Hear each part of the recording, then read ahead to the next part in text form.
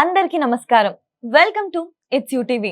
ప్రస్తుతం మనతో పాటు ఉన్నారు ప్రముఖ ఆధ్యాత్మికవేత్త, జ్యోతిష్య పండితులు, భారతీ శంకరపీఠం వ్యవస్థాపకులు, బ్రహ్మశ్రీ అన్నవరపు తిరుపతి మూర్తి అవధాని గారు. గురుగారితో మాట్లాడి మరెన్నో విషయాలు తెలుసుకునే ప్రయత్నం చేసేద్దాం. అంతకంటే ముందు ఇటువంటి ఆధ్యాత్మిక పరమైన వీడియోస్ కోసం ఇప్పుడే మన ఛానల్ ని సబ్స్క్రైబ్ చేసుకోండి.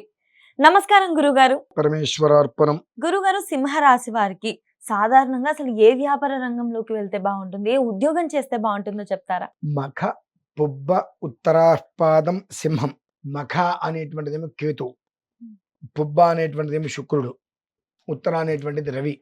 ఈ ముగ్గురు కలిసి ఉన్నారు కనుక స్వతహాగా సింహరాశిలో జన్మించినటువంటి వారికి నా అంతటి గొప్పవాడు లేడు అనేటువంటిది ఒకటి ఉంటుంది. ఎవరినైనా మాట్లాడితే నాది సింహరాశి అంటారు. నేను అనుకుంటా, బాబు నీ రాశి సింహం కావచ్చు, అందులో ఉంటే విధానం పూర్తిగా తెలిస్తే నా పేరు సింహం కానీ నేను పిల్లిలాగా ఉండాలి అనేటువంటి విషయం నీకు క్లారిటీ వస్తుంది. నీ రాశిలో సింహం ఉంది అని చెప్పి సింహంలాగా ఫీల్ అవ్వాల్సిన అవసరం లేదు. అలా ఫీల్ అయితే నేను దేనికి పనికి రాకుండా పోతారని చెప్పి మా వాళ్ళతో నేను మామూలుగా అంటూ ఉంటా. పేరులో సింహం ఉంది కదా అని చెప్పి నాది సింహరాశి, నా రాశి సింహరాశి కదా అనుకుంటే అది కరెక్ట్ అవ్వదు. కాబట్టి రాశి ఎలా ఉందనే విషయం పక్కన పెడితే అందులో ఉండేటువంటి తత్వాల్ని కొన్ని వీళ్ళు గమనించుకోవాలి. గమనించుకొని ప్రతి పని యందు కూడా నేను ఒక ప్రయత్నం చేస్తాను అనుకుంటే వేరు, నేను చేస్తాను అనుకోవడం వేరు. కాబట్టి అటువంటి వాటి నుంచి వీళ్ళు బయటికి రావడం ఉత్తమం. వీళ్ళకి బాగా నేను అందంగా ఉంటాను, ఎర్రగా ఉంటాను అనేటువంటివి కాస్త ఒక రకమైనటువంటి ఫీలింగ్స్ ఉంటాయి. కొన్ని వ్యక్తిగతమైనటువంటి ఆలోచనలు అనేటువంటిది వీళ్ళని బలహీనపరుస్తూ ఉంటాయండి. సింహరాశి వారిని వ్యక్తిగత విధానంలో బలహీనపరుస్తూ ఉంటాయి అన్ని. ఆ వ్యక్తిగత విధానానికి బలహీనులు అయిపోతారు. కాబట్టి ఎదుటి వాళ్ళు నేంతటి వాడు లేడు అంటే చాలు నిజమని ఫీల్ అవుతారు. అంటే ఎదుటి మనిషి అంటే ఇక్కడ మరి సింహం అనడానికి వీళ్ళ తేడా ఎక్కడుంది, సంబంధం ఎక్కడుంది? నాది సింహరాశి వచ్చేవి అనుకోవచ్చు. నేంతటి వాడు లేదే, నువ్వు కనుక తలుచుకుంటే నాకు ఈ పని అవుతుందంటే చేసేస్తారు. మాటలకి అదవుతారు పూర్తిగా. అంటే ఎవరైతే కనుక పొగడ్తలకి పొంగిపోయే వారు ఎవరైనా ఉన్నారంటే సింహరాశి వారిని కూడా మనం చెప్పవచ్చు ఖచ్చితంగా. కాబట్టి వాళ్ళు ఈ పొగడ్తల వలన ఇబ్బందులు తెచ్చుకుంటుంటారు. ఎక్కువగా గవర్నమెంట్ ఉద్యోగస్తులు ఇందులో ఉంటూ ఉంటారు.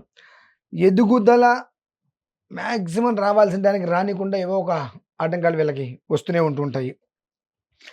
వీరు సాధ్యమైనంత వరకు కూడా ఎంత వీలైతే అంత సమయం దొరికింది అనేటువంటి పదం కన్నా సమయాన్ని తీసుకొని మరీ సుబ్రహ్మణ్యేశ్వర స్వామిని, ఈశ్వరుణ్ణి ఎంతగా వీళ్ళు ఆరాధించగలిగితే అంతకి బ్యాలెన్స్డ్గా ఉంటారు. ఈ లైఫ్లో బ్యాలెన్స్డ్గా లేని మనుషులు ఎవరైనా ఉంటారంటే వీళ్ళే. ఎందువల్లనంటే ఎవరు ఏం చెప్పినా ఎవరు ఏమన్నా నీ అంతటి వాళ్ళు లేడు అని అంటే అది అవతల మనం దేని మీద సొంతంగా పెడుతున్నాం అనవసరం. తెల్ల పేపర్ మీద కూడా సొంతంగా పెట్టి వీళ్ళ మీద తెలిసి మనం వచ్చేస్తాం. అంతగా వీళ్ళని పొగడతకి వీళ్ళు ఇదైపోతారు కాస్త. కాబట్టి ఎదుటి మనిషి నిన్ను పొగుడుతున్నాడంటే నేను దేనికో ఉపయోగించుకునే ప్రయత్నం చేస్తున్నాడని ఒక ఉద్దేశంలో గమనించుకొని అట్లా నాన్న నాకంత ఇదిలేదులే, నాకంత స్తోమత లేదు, నాకంత సిచ్యువేషన్ కానీ చెప్పుకోలేరు వీళ్ళు. నీ అంతటి వాళ్ళు లేదంగా నిజంగా నా అంతటి వాళ్ళు లేడు, నాకేంటి అనుకుంటారు. నాకేంటి అనేది అంటే నేనంటా మీకేంటి అని అంటా. అవును నిజంగా నాకేంటి అని అనుకుంటాడు. నాకేంటి 4 సార్లు అనుకుంటే నాకేముంది వెనకాల అసలు ఏమీ లేదు. నాకేంటి కరెక్ట్ వాడు అంటున్నాడు నీకేంటంటే అన్నాడు. నాకేంటి ఏమీ లేదు. నెల తిరిగితే ఉద్యోగం నుంచి వచ్చే జీతం, ఆ జీతంతో పోగా అన్ని ఈఎంఐలన్నీ పోగా మిగిలేటువంటిది కుటుంబాన్ని గడుపుకోవడం తప్పితే నాకేముంది అనే ఆలోచన వాడు అతను మంచిగా మీకేంటి ముందే అన్నాడు.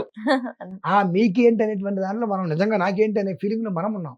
నేను రాజాధిరాజ అనే ఫీలింగ్లో అయిపోయి వాళ్ళకి మనం ఆశీర్వచనాలు ఇచ్చేసాము, వరాలు ఇచ్చేసాము, ఇల్లు తాకట్టు పెట్టి అన్నీ ఇచ్చేసాము, ఇంట్లో వస్తువులు అమ్మేసి అన్నీ చేసేస్తూ అగచాట్లకు పడేటువంటి వాళ్ళు సింహరాశి వారు ప్రధానంగా ఉంటారు. కాబట్టి సుబ్రహ్మణ్యేశ్వరుని, ఈశ్వరుని ఆరాధన చేసుకోవడం వలన అగ్నితత్వ నక్షత్రం సుబ్రహ్మణ్యేశ్వరుడిది కనుక నిన్నెవరైనా పొగడ్తల్లో ముంచి ఏదైనా చెయ్యాలనేటువంటి ఆలోచన చేసినప్పుడు ఆ అగ్నితత్వంలో పొగడ్తలు భస్మం అయిపోతాయి. ఆ సుబ్రహ్మణ్యేశ్వర స్వామి పొగడ్తలు నీ వరకు రానియకుండా నువ్వు అంటే నీ ఎవరైనా మన దగ్గరికి వచ్చి నీ అంతటి వాళ్ళు అనేటువంటి విషయం గురించి ఏదైనా చేద్దాం అనుకున్నప్పుడు ఒక సర్పాకృతి అనేటువంటిది వాళ్ళ కళ్ళల్లో ఎదుటి మనిషికి ఒక రకమైన ఇది కనిపించి ఎక్కువ మనం పొగడతాం మంచిది కాదు. బెలూన్ ఉంటుంది అని వస్తాం. అవును, ఎంత వస్తాం ఒక పాయింట్ స్థాయి వరకు, అంతకు మించి ఊస్తే పగిలిపోతుంది. ఆ స్థితి మనకు వస్తుందనే విషయం క్లారిటీ వచ్చి వచ్చేస్తుంది. వాళ్ళు కాస్త దూరం అవతల వాళ్ళే దూరం అవడానికి మూల కారణంగా సుబ్రహ్మణ్యేశ్వరుని బాగా ఆరాధన చేస్తూ శివుణ్ణి ఆరాధన చేసుకుంటూ సుబ్రహ్మణ్యేశ్వర క్షేత్రాల దర్శనం ఉమ్, వీళ్ళకి చాలా ఉపయుక్తంగా ఉంటుంది. జీవితంలో ఎదగటానికి ఎదుటి మనిషి చెప్పేటువంటి వారి విషయాల్ని దృష్టిలో పెట్టుకుని బోల్తా పడిపోకుండా ఒద్దిగి ఉండడానికి చాలా వాళ్ళకి ఉపకారంగా ఉంటుందమ్మా అది. అది విషయం. గురుగారు వీళ్ళు మరి ఉద్యోగం చేస్తే బాగుంటుందా లేదా వ్యాపారాలు మొదలు పెట్టుకోవచ్చా? వీళ్ళకి వ్యాపారం అంతగా యోగిస్తుంది అని నేను చెప్పను. చేసుకోవచ్చు తప్పేం లేదు. ఎక్కువగా గవర్నమెంట్ ఉద్యోగస్తులు ఉంటారు ఇలా దీంట్లో సింహరాశి వారిలో గవర్నమెంట్ ఉద్యోగస్తులు ఎక్కువగా ఉంటూ ఉంటారు. వ్యాపారం అంతగా యోగిస్తుంది అని చెప్పను. పర్లేదు. వీళ్ళకి ఎవరైనా తోడైనప్పుడు ఆ సింహానికి ఎవరైతే గనక మిత్ర రాశులు ఉంటారో అటువంటి వాళ్ళు ఎవరైనా గనక అనుసంధానం కలిగితే పర్లేదు. ఉమ్, కోట్లు సంపాదించేస్తారని చెప్పను. ఉమ్. Not bad. పర్లా బానే ఉంటారు. అంటే వీళ్ళకి ఎక్కువ శాతం గవర్నమెంట్ ఉద్యోగాలు ఎక్కువగా ఉంటాయి. అగ్నితత్వమైనటు అంటే ఉమ్, అగ్నితత్వమైనటువంటి ఒక వ్యాపారాలు వీళ్ళకి బాగా కలిసి వస్తాయి. కలిసొస్తాయి. ఉమ్, అంటే ఇప్పుడు మనకి ఫుడ్ ఉంది. ఉమ్, అది అంటే మంటతోటే కదా ఫుడ్ మనం చేసేది. అవునవును. ఆ ఫుడ్ వ్యాపారం కావచ్చు. ఉమ్, లేదంటే గనక ఐరన్‌వి మనకు ఇవి చేస్తూ ఉంటారు. అటువంటివి ఏవైనా ఉంటుంటే అగ్నికి సంబంధించినటు కీలకంగా ఉండేటువంటి ఏవైనప్పటికీ కూడా ఆ వ్యాపారం వీళ్ళకి బాగానే కలిసి పనికొస్తుంది. వస్తుంది. అది. నమస్తే అస్తు భగవన్ విశ్వేశ్వరాయ మహాదేవాయ త్ర్యంబకాయ త్రిపురాంతకాయ త్రికాగ్ని కాలాయ కాలాగ్ని రుద్రాయ నీలకంఠాయ మృత్యుంజయాయ సర్వేశ్వరాయ సదాశివాయ శ్రీమన్మహాదేవాయ నమః అనేటువంటి ఒక మంత్రం ఏదైతే ఉంటుందో చాలా విశేషమైనటువంటి ఈశ్వర మంత్రం కాబట్టి ఆ మంత్రంతో చక్కగా ప్రతి సోమవారం తప్పకుండా ఉదయం పూట ఒక 11 సార్లు ఆ మంత్రాన్ని అనుకుని అభిషేకం చేసుకోవడం వలన లేదా ఈ మంత్రాన్ని ఇది మంత్రం కదా మరి తప్పులు పడతాయి కదా అనుకున్నప్పుడు వినటం లేదా ఇవన్నీ కాదు.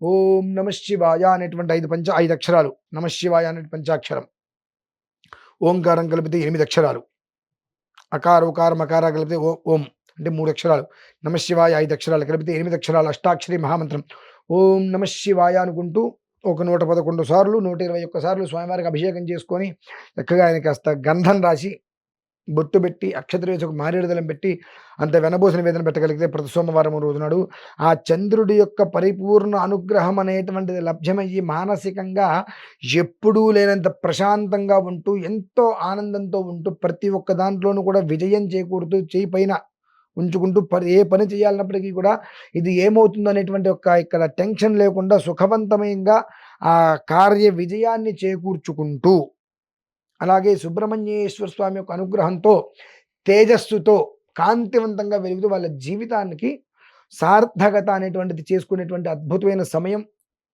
ప్రారంభమైంది కనుక ప్రతి సోమవారం ఈశ్వరుని ఆరాధన చేసుకుంటూ ఇప్పుడు చెప్పినటువంటి విధానం ఏదైతే ఉందో ఆ విధానంతో ఈశ్వరుని ఆరాధన చేసుకుంటూ అలాగే ప్రతిరోజు సుబ్రహ్మణ్యేశ్వర స్వామి ఆరాధన ప్రతిరోజు పంచాక్షరి అనుకోవచ్చు కానీ సోమవారం అనేటువంటిది మాత్రం ఖచ్చితంగా ఈశ్వరారాధన ఆదివారం లేదా మంగళవారం రోజు నాడు సుబ్రహ్మణ్యేశ్వర ఆరాధన చేసి ఎక్కడైనా పుట్ట కనుక ఉన్నట్లయితే మన పరిసరాలలో బియ్యపిండి పంచదార కలిపి అంటే అన్ని బియ్యం పిండి చేసేసి అందులో అంత పంచదార పిండి చేసి కలిపి ఆ 2 బియ్య పిండి పంచదార తీసుకెళ్లి పుట్ట చుట్టూదా కనుక చల్లి వచ్చినట్టయితే ఆ పుట్ట దగ్గర చీమలు తినడానికి వచ్చి తింటుండగా ఈ ఎక్కడైతే కనుక ఈ పదార్థాలు మొత్తం చల్లేసి ఉంటాయో చీమలు తింటుంది అక్కడ పుట్ట పెరుగుతుంటుంది.